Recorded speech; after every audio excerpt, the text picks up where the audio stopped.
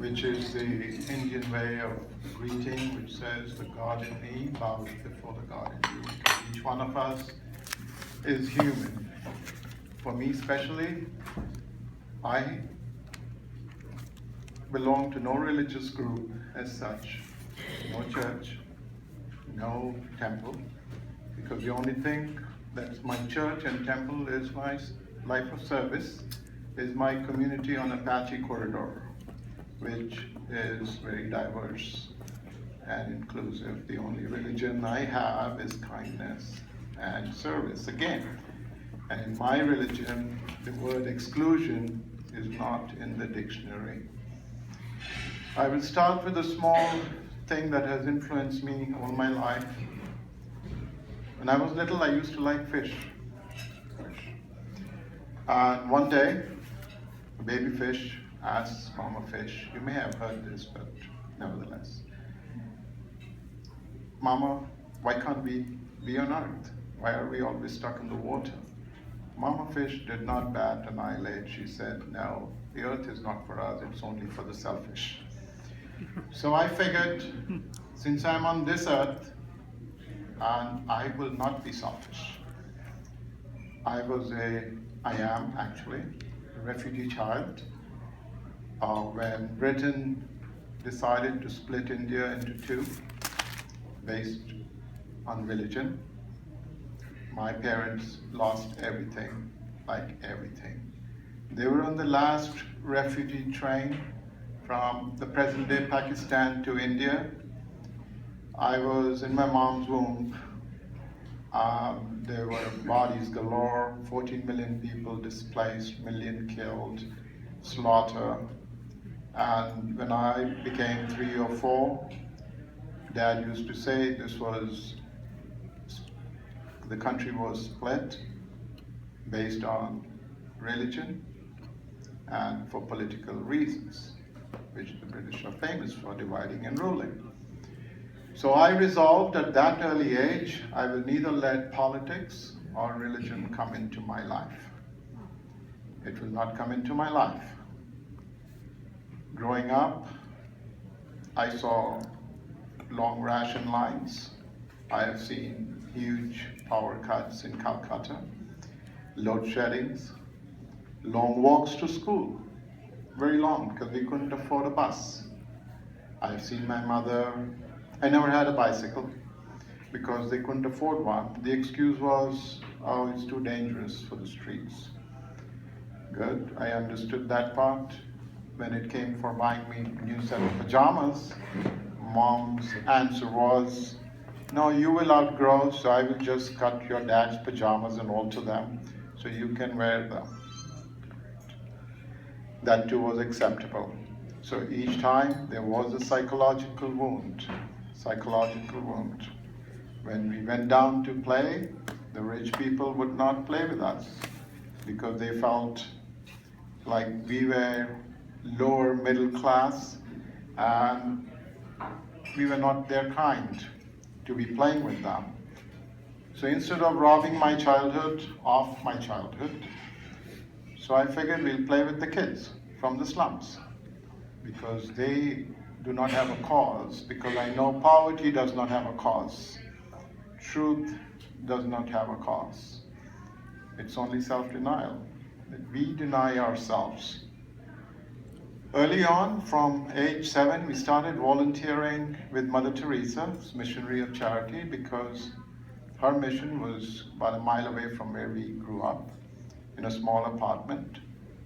And doing small things, going to the slums.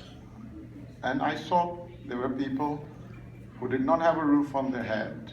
At least we had one. So I was grateful for what I had because I started appreciating what I did not have because I had the roof and they don't have that. So it made me grounded, it made me very humble because each time Mother Teresa would tell us, don't hate the poor. Don't hate the poor. They don't need your sympathy. They don't need your pity. All they need is your love and compassion. And 68 years later, I feel love and compassion is no longer a luxury. It is a necessity, a way of life. And generosity is not about the season of sharing. Generosity is not about giving some money. These happy dollars, of course, speak volumes about it, but I give my time. I give my time to the community, to the poor neighbors, to my employees, to the associates, like I'm giving my time here. Why am I doing this?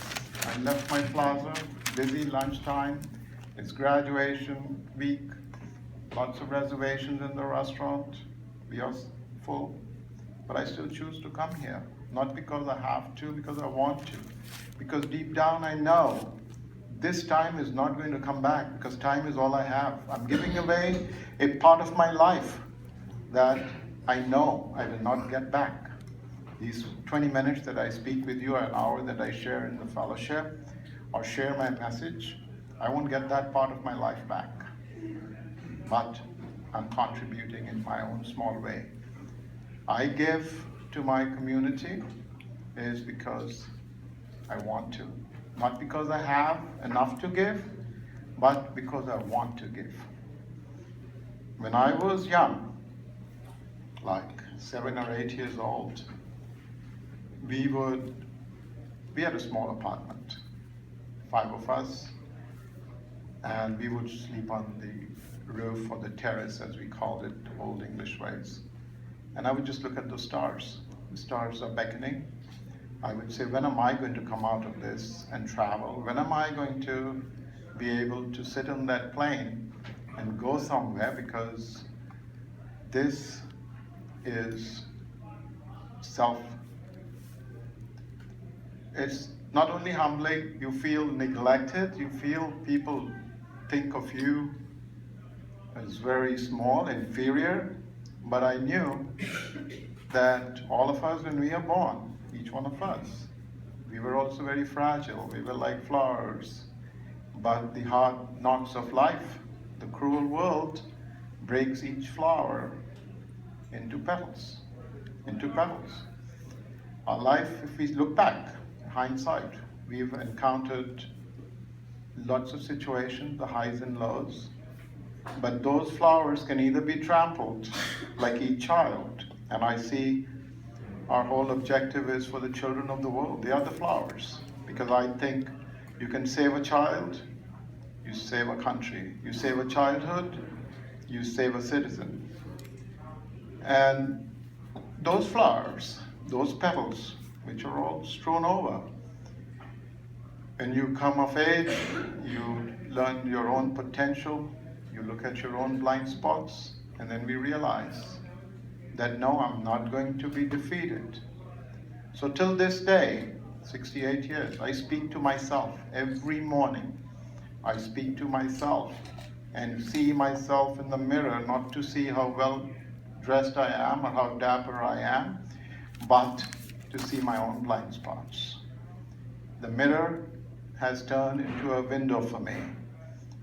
Fast forward my poor upbringing, school had become my refuge. Education had become my refuge, because I still remember what Dad used to say. Education may be an ornament in prosperity, son, but it will be a refuge in adversity. Yes, I became the youngest author in the world. I wrote a lot of books. I've met heads of states. I have been blessed by the Pope. I have had the chance to meet Tenzing Norgay, the gentleman who climbed the Everest with, and he taught me one thing. That was through my Boy Scouts that I met him, was you need to, while you are grounded, Mother Teresa kept me grounded, Tenzing kept me high. So look high, aim high. I'm a poor Sherpa, I could do it. Okay, the world is at your stage. So became a leading consultant. My cases appeared in the London Times, lots of newspapers on the front pages. Interviewed 90 countries later. I still see the same set of stars, but today there's no desire to acquire any material things or to travel yonder, because I have seen it. Today I see the world as an integrated whole. I don't see the world as black, white, brown, yellow, religious, nothing. I just see as human beings. I may be the only Indian here, but I'm proud to be Indian. I'm proud of my heritage. I'm proud of our culture. We have to take pride in ourselves. We must nurture our own soul. Soul is invisible. The body is not. Material things are visible. Soul is not. Soul creates the body. Soul is infinite, it has no color. But to reach our full potential, or to reach our potential of what the soul is expecting of us, let us embrace diversity, let us embrace the poor, because they are less fortunate than us, because we normally are always in self-denial. We want to help. Sometimes we are afraid to help, but it's that fear that keeps us from doing things, because we are afraid that somebody will kill us, somebody's got a gun, somebody will stab us. But fear is one thing. When you run to it, it disappears. It runs away from you. So a fearless person can only be spiritual. Look at the small pastor, or look at the priest in a temple, anywhere. Okay, no religion tells you to hate people. Every religion tells you to tolerate people. Tolerance comes out of humanity. It's a consequence of humanity. Tolerance is not something we learn or imbibe. It comes out of humanity, being human. You got to think, you got to feel the people in you. I feel the community in me. I feel Apache in me. So I don't go. I'm not politically motivated. I'm not motivated to be a community activist, because I have had enough. I have achieved the American dream, like all of us have, or maybe more. Because what I have, what I gave, I had. What I lost, I saved. But what I gave away, I still have it. I still have it in me. I don't look for tax dollars. I don't take tax rebates. I do it every day. Because when I was little, I would wake up hungry. Hungry because there was not enough food. Mom had to add water to stretch the milk so she could feed us. We would have a small portion, and she would apportion it, but her portion would be kept for somebody poor who may knock on the door. And she would sleep without eating. We saw that. I used to wake up angry. Why would I wake up angry? Angry at the world, angry at the politics, angry at the religious divide. Anger was rampant in me, so all my anger came out in my books. In my refuge became the education, in my playing, in my sports. I had to exceed expectations. I had to excel, which I did, because there was no looking back, because that was my only ticket out of poverty.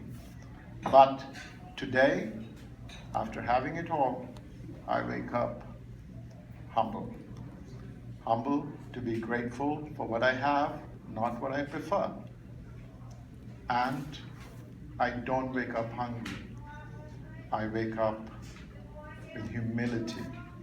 Humility to be able to do more. If I can help, I can change somebody's life, I'm there for them. But this is because it's in me now. It's in me.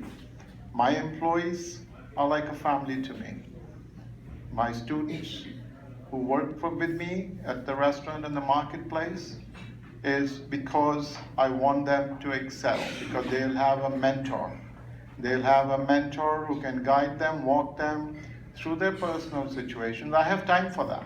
I have no time for myself, but I find time to speak to myself. Because if each one of us starts accepting ourselves, then we will accept truth. That is the biggest thing today, is to accept ourselves and accept our neighbors, because the worst sin is not to hate your neighbors, but to be indifferent to their needs. Don't be indifferent around, because material things will come and go, but your soul will rest. and you must rest in peace. If you're not able to sleep at night, if you're not able to sleep at night, it's not because you're ill, it's because your mind is not sleeping, your heart is not sleeping. Head and heart have to align. Head and heart have to align for everything that we do today. And I am in peace. I am in complete peace. 15 years on Apache corridor, very rough corridor, but I have had no occasion to call the cops. I have had no occasion that there has been any incident with us. There are times when the whole center has been left unlocked. Nothing has happened. I just sit there because I will treat each one with love, respect, dignity, empathy, and humility. The real pride is in giving, not in receiving. As Winston Churchill said, we make a living by what we get, but we make a life out of what we give. So ladies and gentlemen, let us rise today and promise that there is somebody out there who wants us to be their hero. Let's be their hero. Whether it's a child, it's an impoverished neighbor, or it's an old person, let us rise, be their hero. Thank you.